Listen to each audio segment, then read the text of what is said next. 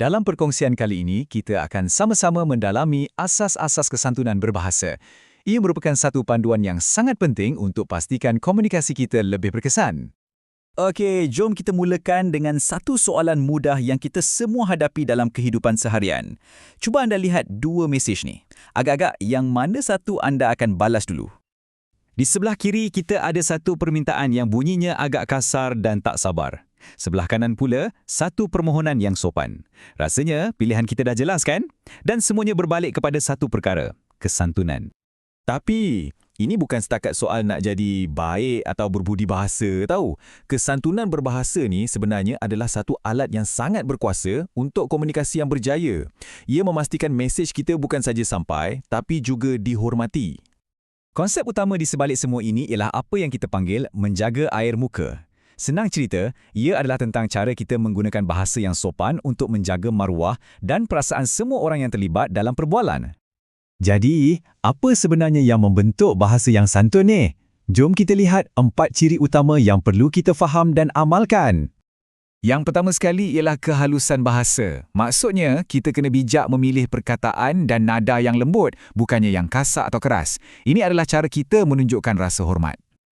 Seterusnya, mesej kita mestilah jelas. Ini sangat penting. Sebab apalah gunanya kita bersopan santun kalau orang lain salah faham atau tak dapat tangkap apa yang kita nak sampaikan, kan?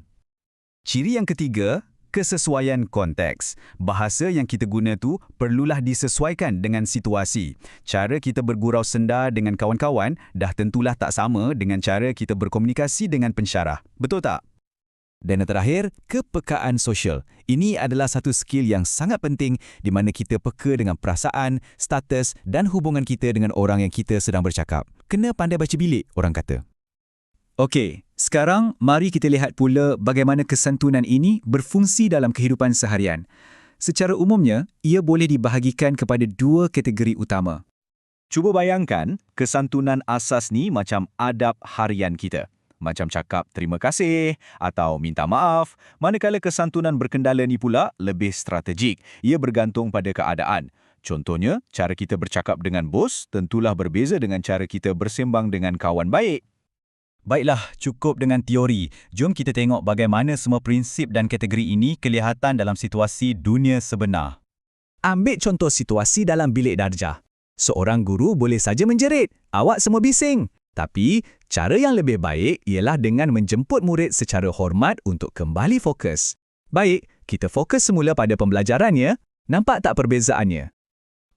Berbalik kepada contoh mesej kepada pensyarah tadi, ayat macam inilah contoh terbaik kesantunan dalam tindakan.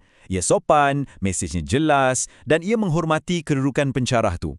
Dah tentu peluang untuk dapat respons positif jauh lebih tinggi. Jadi, apa impaknya? Besar. Bahasa yang santun akan mewujudkan suasana yang selamat dan mesra. Ia juga menggalakkan komunikasi dua hala yang lebih terbuka. Dan yang paling penting, ia membina asas untuk pembelajaran dan interaksi yang lebih bermakna. Kesimpulannya, kesantunan berbahasa ni bukanlah sekadar adab semata-mata. Ia adalah satu kemahiran yang sangat asas bagi sesiapa saja yang nak berkomunikasi dengan lebih jelas, dengan penuh hormat dan paling penting, dengan lebih berkesan. Ini membawa kita kepada satu persoalan terakhir untuk difikirkan. Dalam dunia digital, di mana kita banyak berkomunikasi melalui teks dan email tanpa nada suara, macam mana kita nak pastikan niat baik dan kesantunan kita itu tak hilang atau disalah tafsir?